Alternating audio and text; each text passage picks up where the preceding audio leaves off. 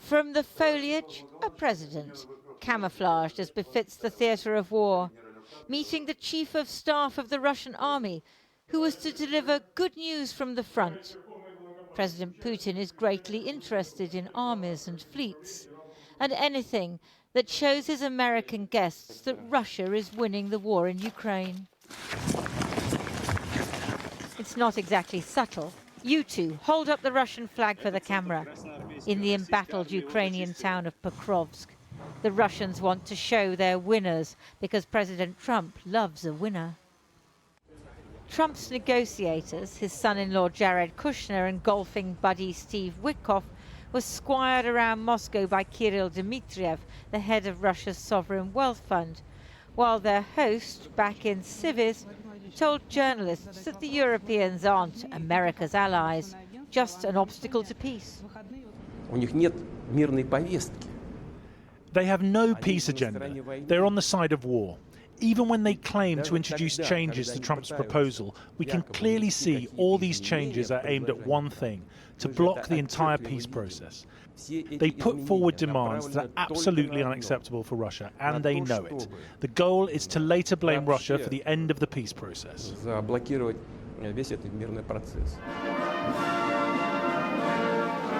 Meanwhile, the Ukrainian president chose today to visit Ireland, one of Europe's smaller countries that has provided only non-lethal military aid, scarcely a sign of European strength. Zelenskyy is only too aware that Steve Witkoff is on his 6th visit to Moscow and has never been to Kyiv. If I feel that we can count on real, specific dialogue, not just words, with some result, we will meet, and he's very welcome to Ukraine. So pleased to see you. But Mr. Witkoff, who met President Putin this afternoon, shows no sign of visiting Ukraine. Whenever he goes to Russia, the proposal that emerges echoes the Russian demands, and nothing suggests it will be different this time. President Putin feels confident enough to threaten Europe. With Ukraine, we act in a surgical, careful way, you understand. It's not a war in the full modern sense.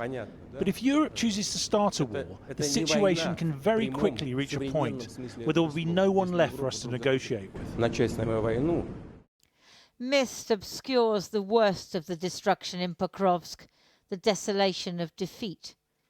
Russia is slowly gaining ground and is winning the diplomatic battle for American favor, leaving Ukrainians facing another winter of war, and Europeans wondering whether their old protector across the Atlantic will abandon not only Ukraine, but them as well.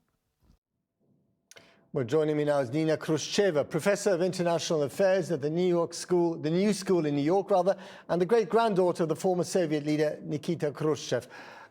Nina Khrushcheva, it's great to have you back on the program. You heard Lindsay Hilsum's report there. I mean, and we've also heard, of course, saber-rattling from Vladimir Putin about war with Europe in the past. But how should we take this latest threat? Well, I actually would not disagree, would not agree exactly that it was a threat. Basically, with Vladimir Putin, who feels very confident on the battlefield right now, Pokrovsk is almost taken. It actually was confirmed not just by the Russians, but by other analysts. And it's understandable that Ukraine, some in Ukraine are saying that Russia is not there, but it is there.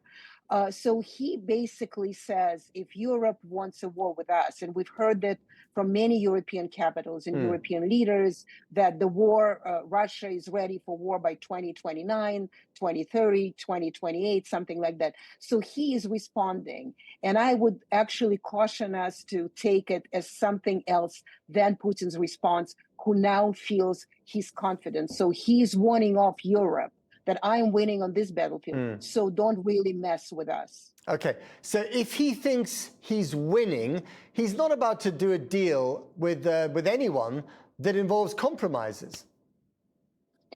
No, not compromises. I think he's very ready to do a deal, and I think he has been ready for a while, but he's been very consistent of what he wants in this deal, and he's certainly not going to get away from it. So he wants the territory, the Donbas region that Ukraine part of it that Ukraine still has. So Putin wants them out of there.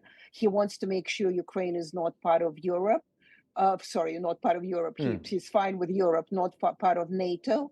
He wants to make sure that Russian frozen assets are not going to Ukraine. There's some other things. So if that is Donald Trump can deliver, Putin probably likely will agree to that deal. But this is not a just deal for Ukraine, and that's where the stumbling block is. So we saw these two businessmen, one of them happens to be Trump's son-in-law, in the Kremlin today. It was all smiles, and clearly they want to make a lot of money with Russia out of this. And then you remember the question that Lindsay Hilsum asked at the end of her piece, rhetorically, the Ukrainians can't rely on America to protect them necessarily. What about Europe? What's the answer, do you think? Well, I think that Donald Trump is very clear. He is for himself in anything. If there is money to be made in Europe, over Europe, with Europe, he's going to be fine with it. But he doesn't seem to be a man who is going to go on defense of something if it's not in his interest. And in this sense, Europe does need to worry. Right. They are vulnerable. We are vulnerable. Absolutely. And what should we do about it, briefly? Well, I actually think that flattering Donald Trump is probably not the good way of doing it, because he gets away with it more and more. We've been hearing from NATO Secretary General Mark Rutte that Trump is not going to abandon. He's for peace. He's our daddy. Well, he's nobody's daddy. Trump is his own daddy. So it's America is the White House Limited, White House Inc. That's he's running. So Europe should find a policy to deal with Trump without catering too much to his interests and stand up on his own on its own feet. And it doesn't seem to be happening. Right. I don't think they've decided whether they're flattering Trump or they're going to fight against him. Sobering and fascinating. Nina Khrushcheva, as ever, thank you very much indeed. Thank you.